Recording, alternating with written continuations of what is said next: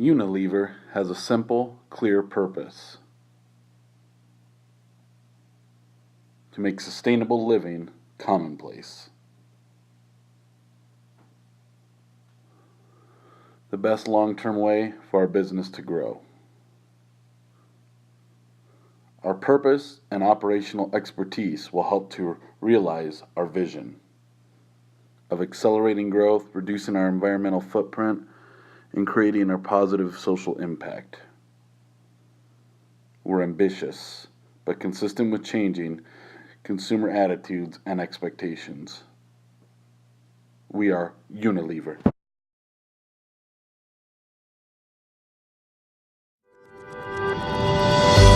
Imagine a brand that is used 2 billion times a day worldwide. A brand that creates a better future every day. A brand that helps people feel good, look good, and get more out of life, with products and services that are good for them and good for others. We are that brand. We are Unilever. So, big branding decision by Unilever and all the brands that fall beneath their umbrella is this the idea of sustainability.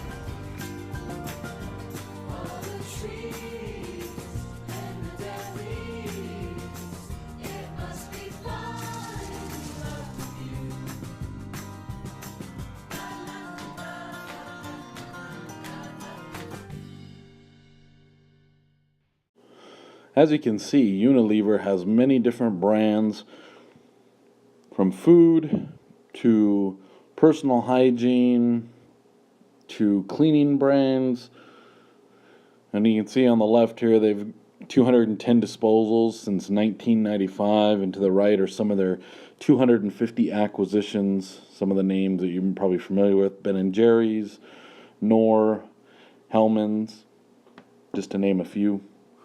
So in terms of business, it was important for Unilever to decrease the number of brands beneath them in their brand portfolio.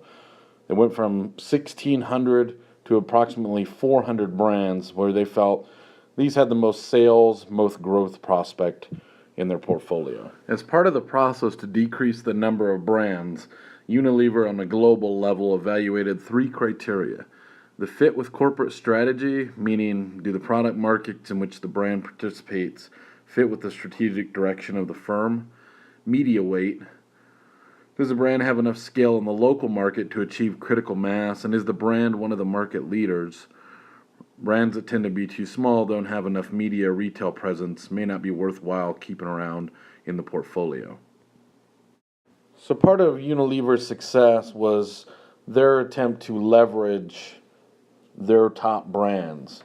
So as you can see, Axe, Sunsilk, Dove, personal care products made up 36% of their sales, refreshment 19% of their sales.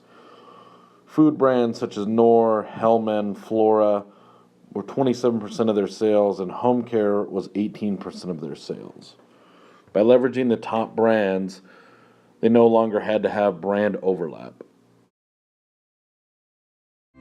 These are some of the reasons why Unilever has been one of the most successful companies in the world today.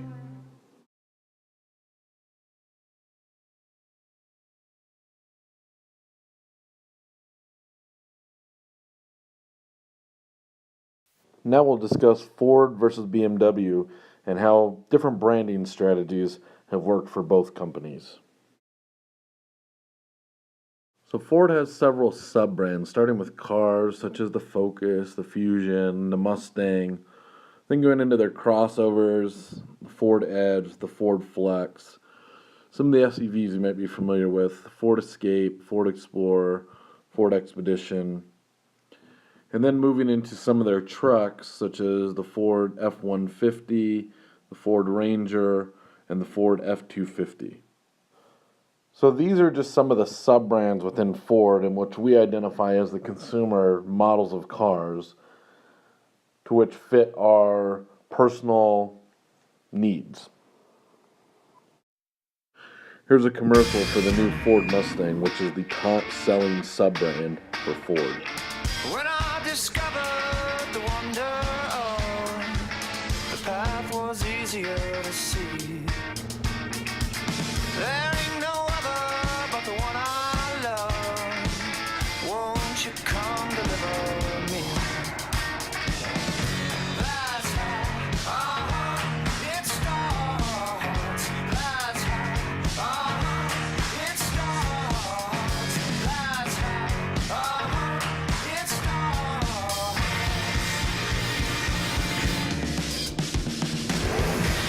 Everyone has an inner Mustang.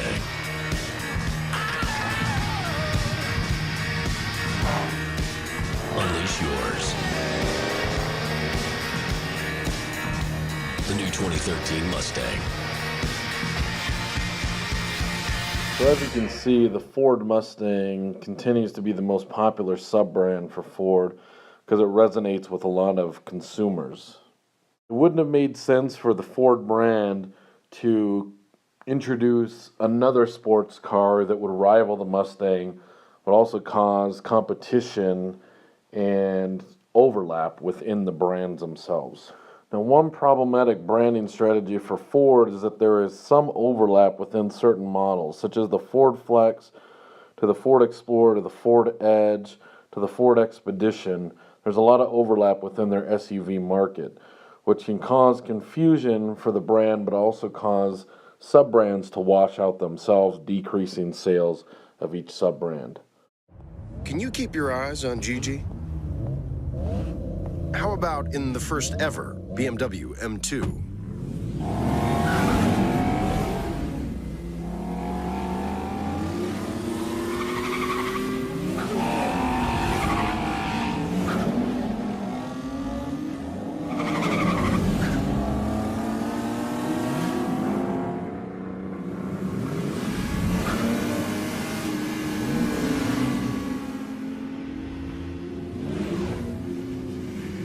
So, which one is she in?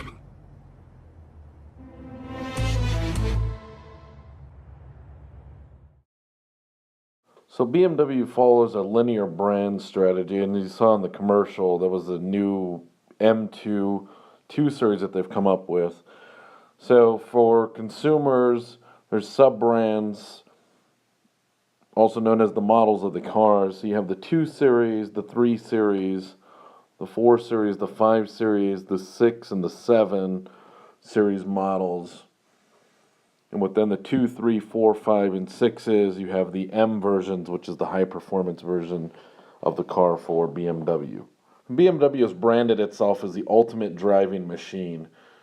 So for them, what that means is that there's consumers out there that can get into an entry-level model, such as the 2 Series, for a reasonable cost, or they cater all the way up to someone who wants to spend over $100,000 on the 7 Series BMW. So it's a wide range of brands that are targeting specific consumers and demographics. One recent problem, though, for BMW has been the addition of the 2 Series, which was added to the 3 Series, and then they also have the 4 Series. The differences between the cars is negligible, which means for the consumer looking at the models, if you have a 2 Series that's $20,000 to $30,000 cheaper than the 4 Series, then why buy the 4 Series, causing sub-brand erosion for BMW.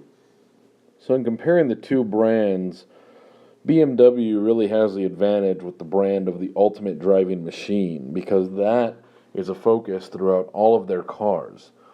For Ford has to worry about branding 10 sub-brands, if you will, from cars to SUVs to trucks, which can be difficult for a brand to do, which loses the overall identity of the Ford brand itself.